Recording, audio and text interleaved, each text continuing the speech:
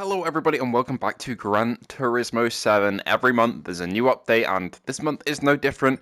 The cars today are a bit interesting. We've got Skoda in the game now to start with, so we're going to jump in, have a look at all the cars and, well, buy them. So the Skoda VGT is 1,000,000 credits. It's a lot of money, but in my opinion it's one of the more funky VGT cars, and to be honest, I'm okay with that. It's got an interior fully modelled. As you can see, we can sit in here, and it's got a really weird, steering wheel. And you know, the pedals all the way down there. I'm interested to see if the driver model sits in here. Okay, we'll see how we end up. But yeah, we got the Skoda first, so we'll go ahead and buy that. We also have a Feeler, which is the Sony Honda Mobility, which is, I don't know if this car is a real thing. I'm assuming it is. But I think it's electric, right? Yeah, it's an EV. So it's also free for all the players. So I'd say jump in and give it a go if you haven't tried it yet since the update dropped today.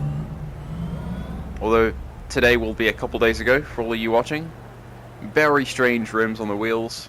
A really interesting kind of Tesla Model 3 looking interior. Cool, okay. Well, we'll have to give that a go. As I said though, that one is free. Don't need to pay anything for it. And there should be a new Chevrolet, but I don't know whether it's one either in Legend Cars or one that you have to get an invitation to buy. There it is, actually. 163k. Not too bad at all. Let's grab it.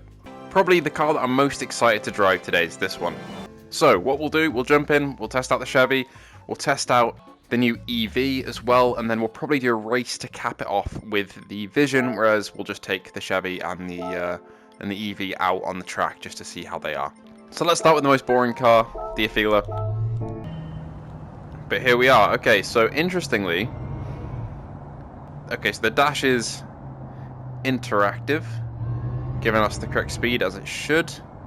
Of course, the indicator of what gear you should be going into in the corners at the top doesn't exist. Well, it does, but it just says drive, so it's kind of just an indication of you're going too fast for this corner. Some decent straight line speed. I'm just going to brake quite early here.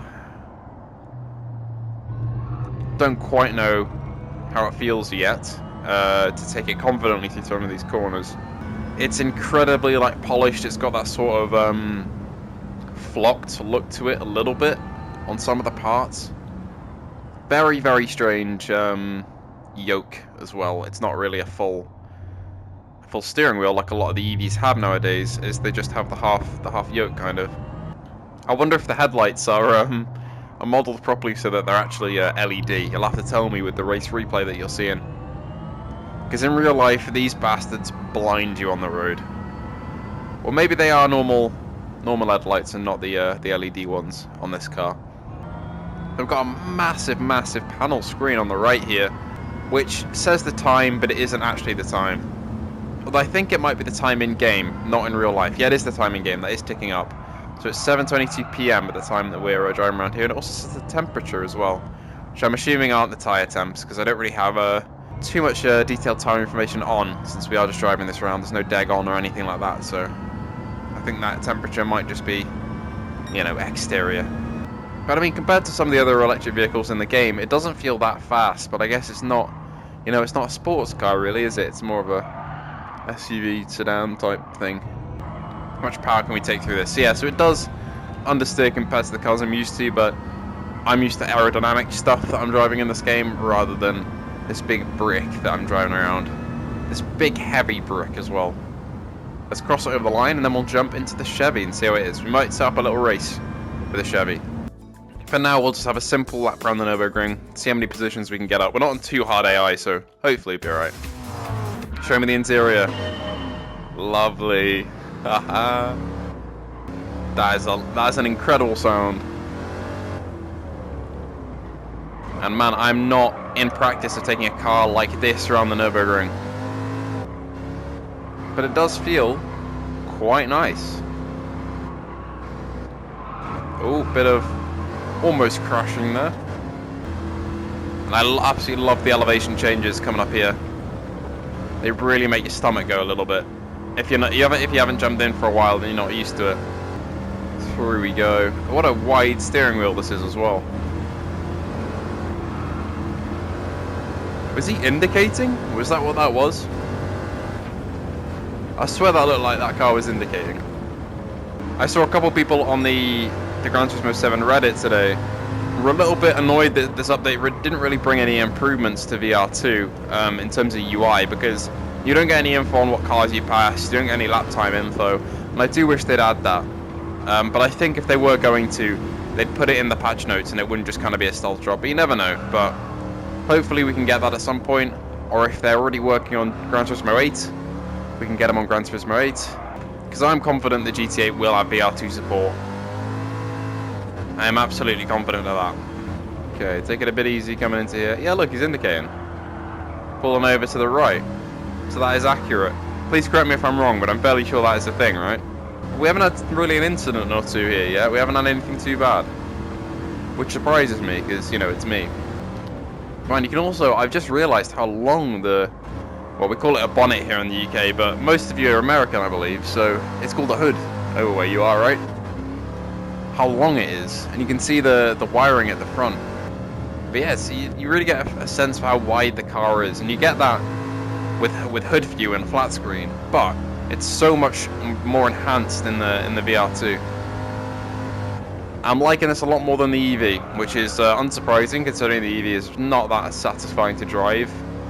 I mean, it's smooth, but it hasn't got, you know, the sounds and sights of this.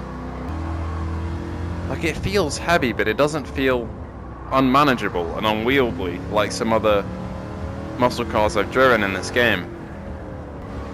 And that is us done pretty much with the Nrburgring. And I absolutely love this car. And I suspect it will be my favourite by the end of all this. Because the VGT stuff is not really, you know, my favourite class of cars. Across the line, lovely. And you know, we'll have a bit of light rain at some point here, shall we? Okay, I think I'm ready. This should be a lot of fun. I think everybody should be in the same car.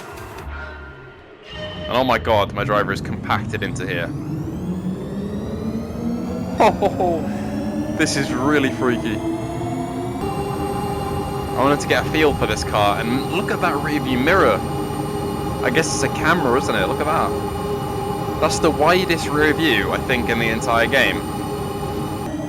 But it's so mad to be just like out here, open topped. Oh, and the back, like, kind of brake flaps come up when you aren't heavy braking. It's like there's no driver in there because of where the cockpit is. That's so funny.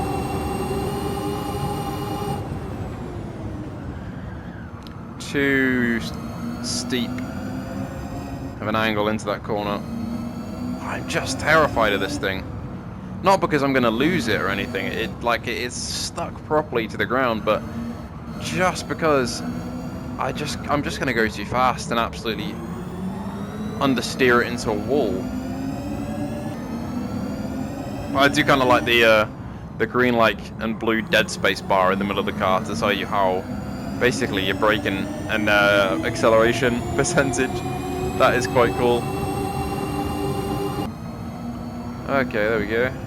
God, the game does look best when it's like this.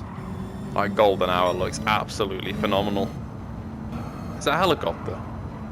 Dunno. Too much reprojection, I can't tell. Oh no, it is, yeah.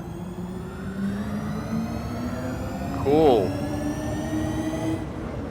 God, there's a race I was doing the other day, I think it was in Japan, possibly, where the helicopter was so low, and like the model's actually really good for it. But it was so low to the ground, it was nuts. Oh, I'm being pushed wheel to wheel here. Alright, break into here. And there's the moon, as it gets a bit more cloudy, because I can't see any stars anymore. Ooh. Because of the OLED and the contrast, the game does just come alive at night. And yes, the mirror and the screen door does get a little worse when you're getting into contrasty areas, but I still think it's just looks stunning and is worth it. Another VR car news, have you guys seen that MudRunner is coming to Quest? And it seems to be, you know, obviously heavily visually downgraded, otherwise it would turn your Quest into an explosive, but It looks sick. And I think Flat to VR reached out and offered to do a port to PSVR2, so hopefully they take that. But it is Saber, so who knows? Is that rain that I hear? I don't know. But it's now, I mean, the clouds are basically gone now. Maybe it's already passed. It looks like it's going away. Man, it's taken a lot of willpower not to just stare at the sky throughout my entire lap here.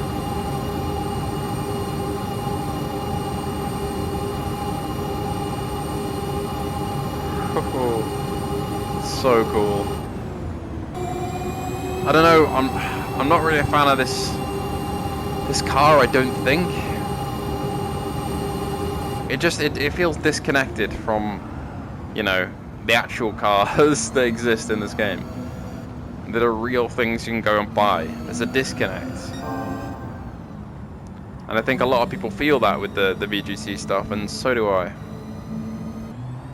And there we have it. Onto the final chicane. Onto the final straight. Lovely. It's gonna give me the least amount of money, all those parts. Or the car, okay. I'm fairly sure I already have a fair lady, but you know, another fair lady for the pile, sure. This will be the least amount of money. You watch. Or not. Okay. Making up for the, I mean, that's paid back the the cost of the VGT that I just bought. Who knows what this will be? We've got a chance for 2 small amounts of money. Yeah, okay. It has to be one, didn't there? It had to be one. On that slight, but not too bad disappointment, thank you all for joining me. Thank you to our patrons, Leek Bentley, Phil Irving, Hazim Mirza, Ace Gamer, and Hippie Pickle. If you want to join the Patreon or YouTube membership, the links are in the description below, along with the link to the Discord if you want to come and talk to me. And please do feel free to like and subscribe, and I hope to see you all in the next video.